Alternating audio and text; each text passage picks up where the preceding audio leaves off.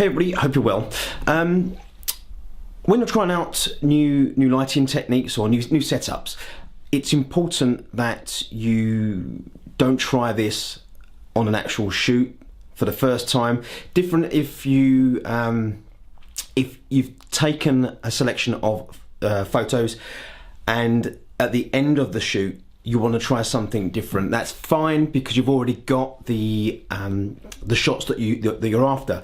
But if you want to try something new, it's always advisable to do it at home or in the studio, either by yourself or draft a friend in, draft a colleague in, or alternatively you can pay a model to come in and test the lighting that way. If you don't have the luxury of a studio space or the funds to buy in or pay for a model to come in to help you do this, one of the ways of doing it is to use yourself. So you become photographer and model. So what I've done, I've set up here in my sort of office space at home. It's not a huge space. I'm not dealing with a lot of space. Now the space that I have is only 2 meters wide. So if I go around here, so from this wall to this wall, it's only 2 meters. So I'm not working in a huge space here. Everything's on top of itself. So what I want to do is I just want to quickly go through the setup. One of the top tips for if you are taking a selfie, because effectively that's what this is, it's a selfie. A quick top tip for you: when focusing your camera, if I show you here, this is my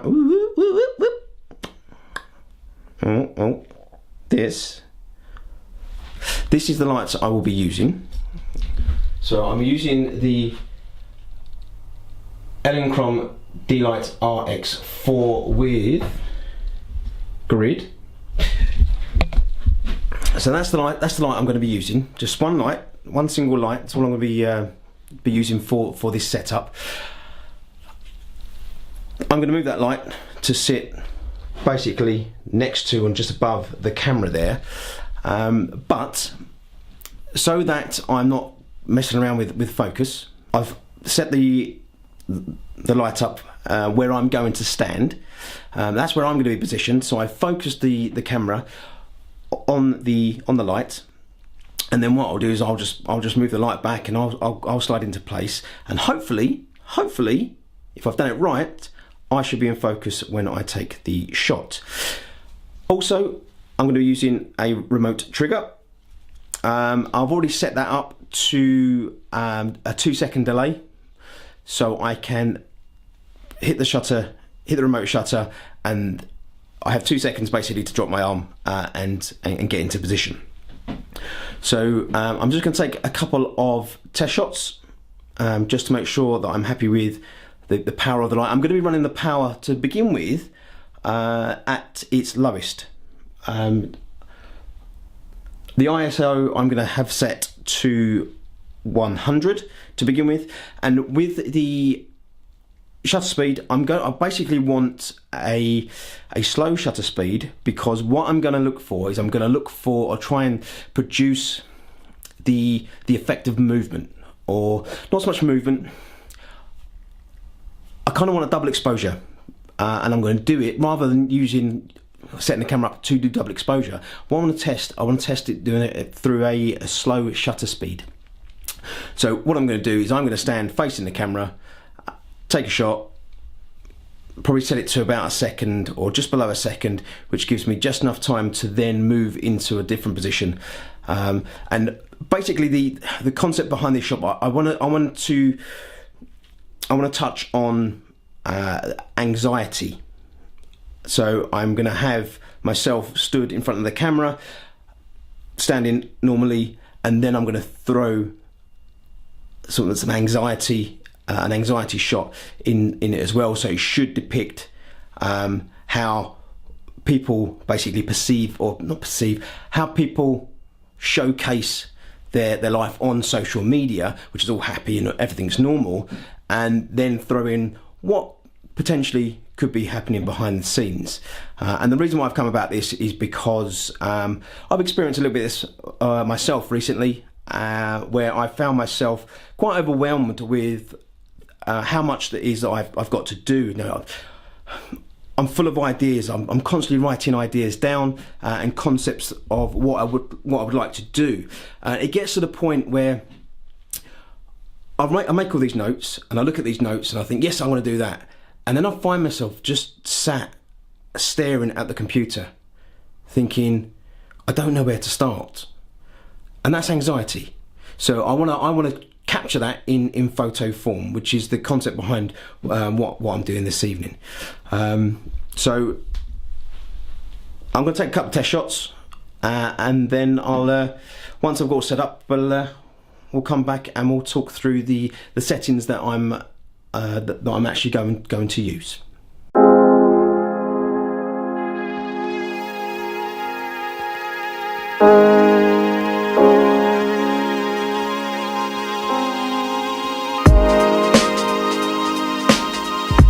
Okay, so I came away from the slow shutter speed and ended up, I did go with the multiple exposure mode instead, purely because that was working better for this environment.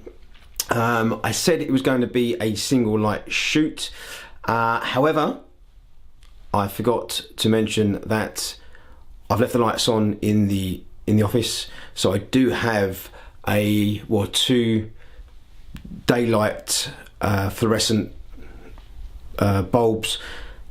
Daylight fluorescent? I'll show you. So I've got those bad boys that stayed on, as well as the single Chrome D-Light RX4. Nearly forgot what the light was then. The camera settings, I shot at ISO 100, 1/160th of a second at f9. So the next step is to get this onto the computer, into Lightroom initially, and then potentially into Photoshop after that. I do tend to do the majority of my editing in Lightroom and throw it into Photoshop. Should I need to do any sort of finer tweaks that I prefer to use Photoshop for, that I can't achieve or don't feel comfortable achieving it in Lightroom, I will throw it into Photoshop. So let's get it onto the computer, throw it into Lightroom first and see what we can do. Okay, so here we are in Lightroom. I haven't imported all of the photos that I took because there were a lot. I did snap away and just try to get the settings right. So as we see here, photos 1 through to 8 are my attempts at the slow shutter speed. So if I just bring those up, oh, my lens or my sensor needs a good old clean. Look at this. Not good. Look. Okay, so you can see here, and then 9 and 10 is the double exposure mode in camera. Okay, so of 9 and 10, I think I prefer that one. So hit P on the keyboard, flag that as picked.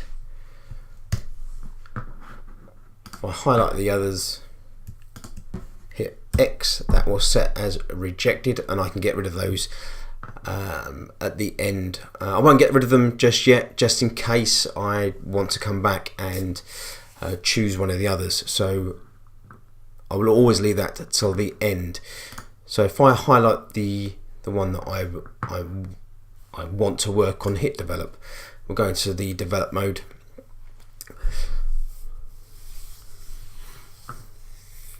Now, when I took, or before I took the photograph, in my mind I had this as a black and white. So before I change this to black and white. I'm going to do some of the edits in color.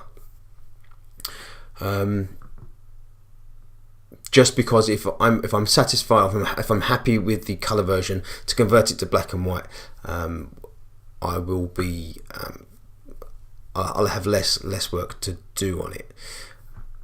So I'm going to start off with just auto aligning that photo. There we go. Even though I did it on the tripod, when I looked at the back of the camera, it appeared straight to me. I always auto align the shots in Lightroom, just because, although to my eye it looked straight, it wasn't. So therefore I'll always throw in the auto align there. I'm just going to tidy up some of the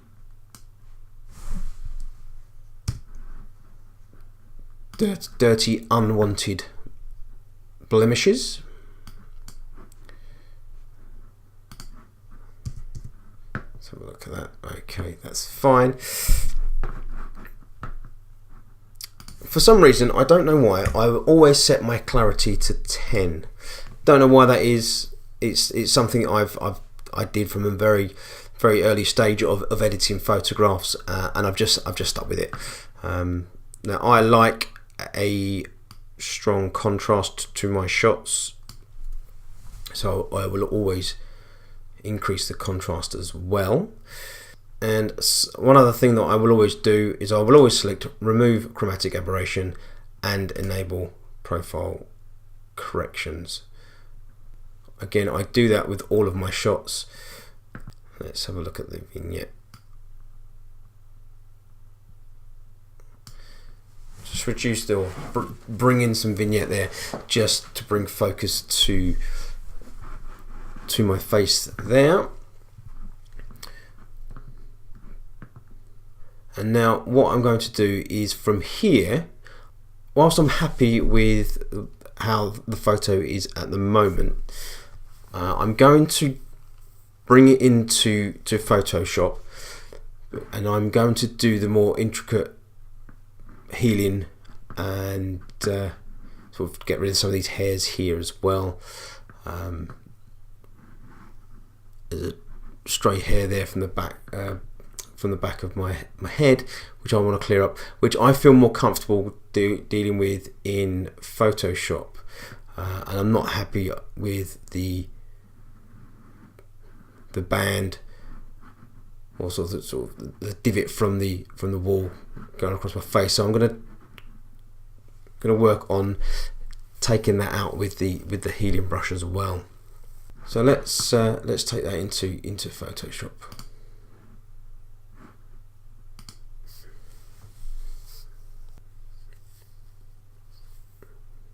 So once we're in Photoshop, the first thing I will do, Command J, and I will duplicate that background layer. I always duplicate the background layer, because that way, if I completely mess it up, I can delete everything that I've done, or the bits that I need to do, and I've always got my background layer there as a safety net. Okay, so I'm going to do some work on this now, and I will see you guys on the other side.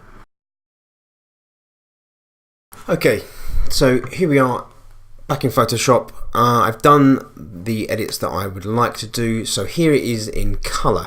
I'll just quickly go through what it is that I've done. So if we look at the layers panel here, this is the work that I've undertaken on this shot. So I started off with the healing, so I've taken away some hairs there, and some sort of stray hairs up here and around the ear. And then I've gone on to soften the skin, because basically I was looking old, so I've softened my skin to make myself look a little bit younger, and I've also healed away some of the lines around the eyes there as well. Then I've gone on to sharpen the eyes. Now I've got the focus slightly off. The focus seems to be focused, is what I was going to say. It seems to be trained on my ear. I needed to have stood slightly over. So I've sharpened the eyes just to try and bring them back a little bit. They're not pin sharp, or certainly not as sharp as I would have wanted them. They're a little bit soft on focus there, but that's fine. You know, I'm not going to beat myself up about that. If I was doing this for a client, it would be easier for me to focus because I would be behind the camera as opposed to trying to set up my focus and then taking the shot. So for the purposes of this, yeah, I'm fine. I'm fine with that. I'm happy with that. It's all good.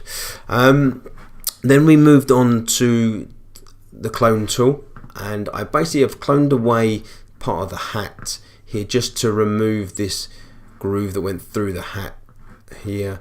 I've taken that out. Oh, I should say as well that I got rid of, well, you can still see it, but I tried to sort of blend the line going across the face there as well, and into the jacket. Then onto a layer adjustment. I've basically created a new curves layer just to bring out some of the brightness in my face, because that's my focal point of this of this shot. And then I've gone on to convert that to a black and white. So that's simply by going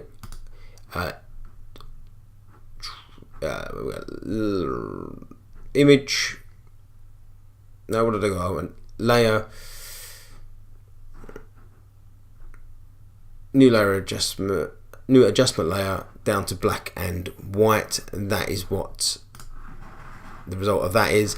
So then I just open up the Command M to bring up my curves again. Gave it a slight S curve there, just to sort of add a bit more impact to it. And that's it. I'm happy with that. The focal point is the happy face, and then if you actually look at the photo in a bit more detail, you see that the multiple.